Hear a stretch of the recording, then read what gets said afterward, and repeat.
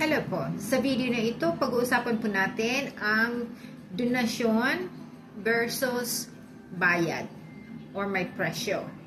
So, kung ang video po na ito ay hindi para sa inyo, please skip na lamang. Pero kung ito ay nasa nasa alin ninyo, continue watching. And hello mga ka-antingero-antingera ko dyan. Sana nasa mabuti kayong kalagayan at sana maraming swerte ang dumating sa inyo. At syempre, huwag makakalimot magdasal sa mahal na Diyos. Ano po? So, ang pag-uusapan po natin ngayon ay ang tungkol sa manggagamot po na nagpapabayad versus donasyon. Ano po ang pagkakaiba nila? So, ito po ay information lamang at isip-isipin po ninyo kung totoo ito o hindi. Pero ito ay information lamang po. Ano? So, ang tao po na magpapagamot, syempre po okay, unang-una po lagi patingin po kayo sa doktor kung kayo ay may nararamdaman. Ano po, importante na kayo ng doktor kasi syempre mas mabuti na rin yun. Pero kung hindi kayo ma-diagnose ng doktor, ayan po, naandyan po ang manggagamot. Pero ito po ang usapan po natin ay tungkol sa nagpapabayad na manggagamot versus sa yung donasyon lamang. Ano po? So, ang donasyon po, kapag ang manggagamot magsabi na hindi ako nagpapabayad, donasyon lamang. So, ngayon po, pag sinabing donasyon, right away, iniisip po ninyo, o walang price tag, ano po? So, halimbawa, 1 peso, or kung magkano lamang ang nasa sa inyo, ano? Pero, alam niyo po ba na malaki ang kaugnayan ng donasyon ninyo kumpara sa bayad? Kasi, ganito po yun, kapag ang manggagamot nagsabi, donasyon lamang kung magkano ang kaya mo. So, isipin po natin ang salitang kung magkano ang kaya. So, ako po, example ko po, nagpunta ako sa Naga, dyan sa Bicol sa Naga, meron po dyan yung nagbabasa siya ng kapalaran. Syempre, ako naman po, isa yun sa mga sa mga ka-anuhan ko, yung po talaga ako dyan, yung yung gustong-gusto ko yung mga ganyan. So, anyway po, so sabi niya, pigpresyohan niya po ako. Sabi niya, 500. Ang sabi niya po sa akin, 150 lang ang bayad. Kung titingnan lang ang palad mo, 25 pesos. Tingin lang po, tingin. So, titingin lang. Pero kung kung babasahin, 150. Excuse me. Pero kung gusto mong malaman,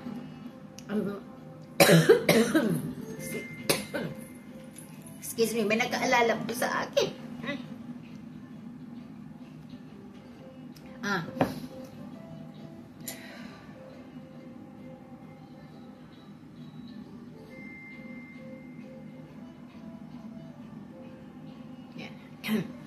So, pero, sabi niya po, kung 500 pesos, kung gusto mong paalisin ko ang kapre na kasama mo. Sabi ko, nakasama po akong kapre? Hindi ko po alam. Pero ba't ko naman po papaalisin? Baka po magalit. Ay, hindi. Nagdadala yan ng kamalasan sa buhay mo. Sabi ko, wala naman po akong nararamdaman na knock on the wood po, wala naman akong nararamdaman na kamalasan sa buhay ko. So, grateful naman po ako sa buhay ko. Sabi ko, Pero, dahil sa nagbigay siya ng presyo, binigay ko rin yun, ano niya, yung hinihingi niya. So, nagsabi siya sa akin, ilagay mo ang address mo. Ano po? Sabi ko, saan pong address? Sabi niya, yung address mo. So, ang ibinigay ko po, yung address ko sa Naga. So, ngayon, kasi papaalisin niya raw po yung, yung Capri na kasama ko. So, sabi niya may kasama daw akong Capri. So, hindi ko po alam yun. Wink, wink. So, anyway. Ngayon po,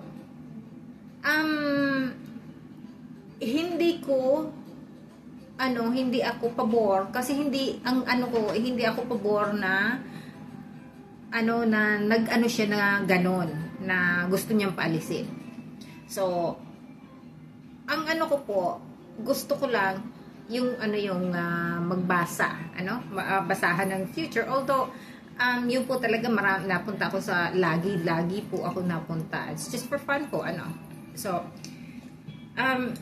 ngayon dinagbayad po ako. Pinigay ko sa kanya yung hinihingi niyang 500. Umalis na ako. That's fine. So ngayon po, yung hindi ako nagsama ng loob na hiningian niya ako ng 500 pesos kasi ng time na yon may dala-dala ako na more than 500 pesos. So ngayon po, yung isa na andun, may may problema sila na malaki ang problema po talaga nila, may legal dispute po. Ngayon, naghingi po siya ng 1,000. So, yun po ang questions nagko-question ako.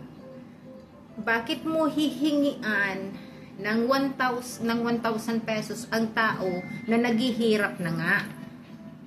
So, unfair po yun. Yun ay sa mga Kasi, ang tao po na naghihirap na, hindi mo pwedeng hingian ng hindi nila kayang ibigay. Kasi nangangahulugan, hindi gagaling.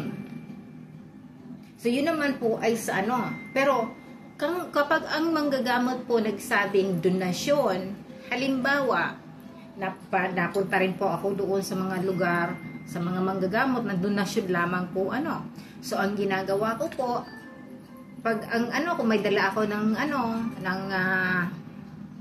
500 pesos, so kailangan ko ng pamasahe din naman kailangan ko ng ganun. So sinasabi ko po, ito lagi pag nagsabi donasyon. So pag kasi donasyon, nangangahulugan kung ano ang kaya mo.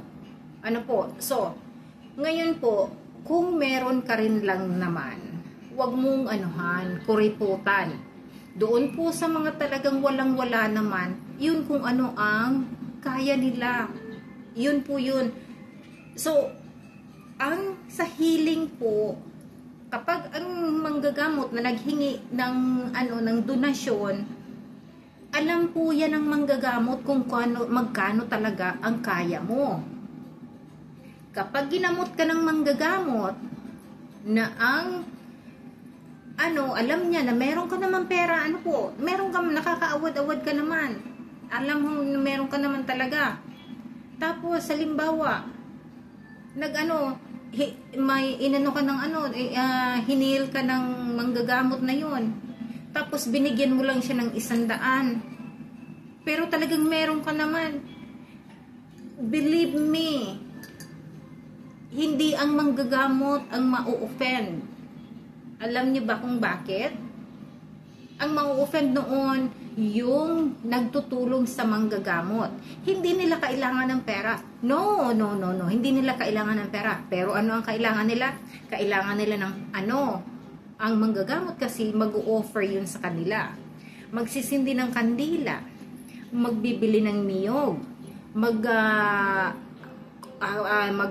ng ng mga kakanin na mag-o-offer. So kaya yung kailangan yun, hindi libre na ngayon. Kaya yun, pag ang manggagamot nagsabi na donasyon lamang, wag namang kuriputan kasi yung mga manggagamot na yun, mag-o-offer yun, magagawa ng mga ano yun. Unang-una, hindi na sila nagtatrabaho kasi devote na yun sa buo sa ano nila.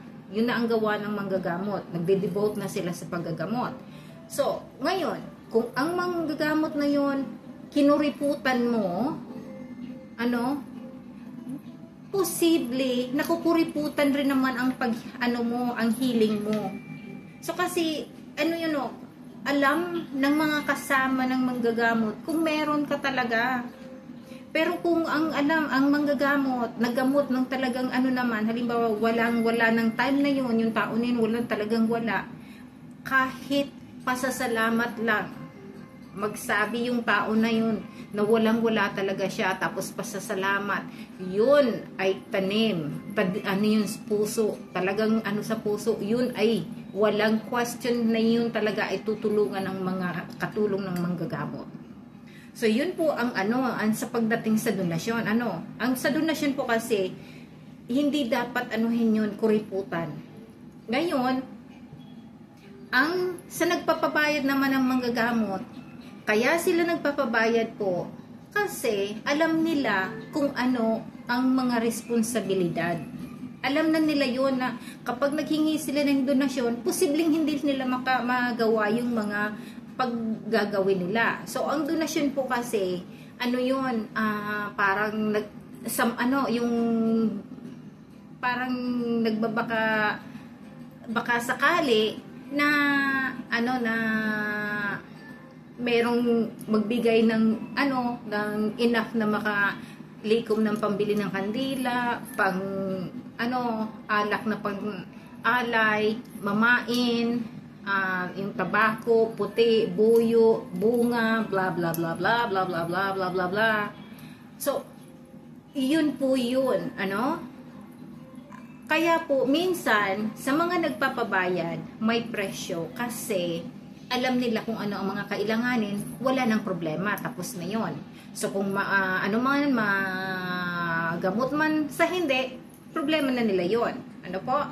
So sa na yon. Pero sa sa donasyon, most of the time po, ang naghihingi ng donasyon kasi ayaw nilang magpresyo.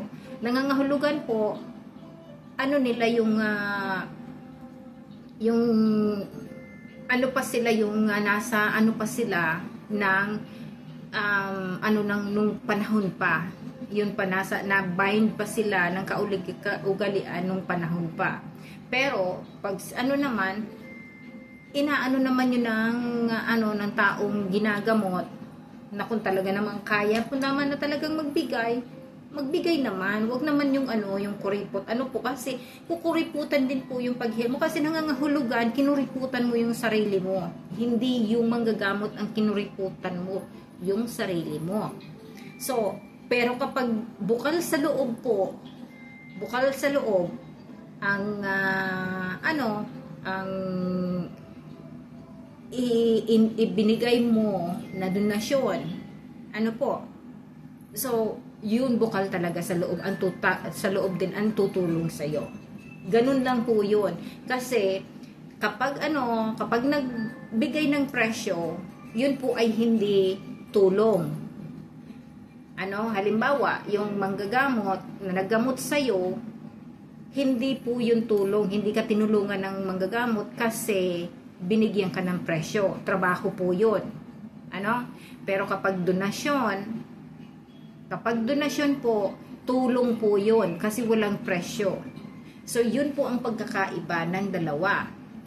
So, ako po, halimbawa, nagsisimba ako, pag nagsimba ako, na yung mga, yung ng donasyon. So, kapag may may pera rin naman ako, so, maglalagay ako, halimbawa may lampas akong 1,000 pesos. Yung 1,000 pesos ilalagay ko doon. Basta tinirahan ko na yun sa aking ina.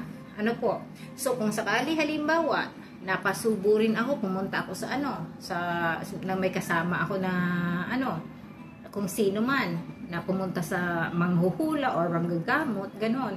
Tapos rin ako, nagpabasa rin ako or nagpatingin din ako. ganon, or nagkonsulta rin ako sa manggagamot, tapos sasabihin ko talagang wala akong dalang pera, pero babalikan po kita.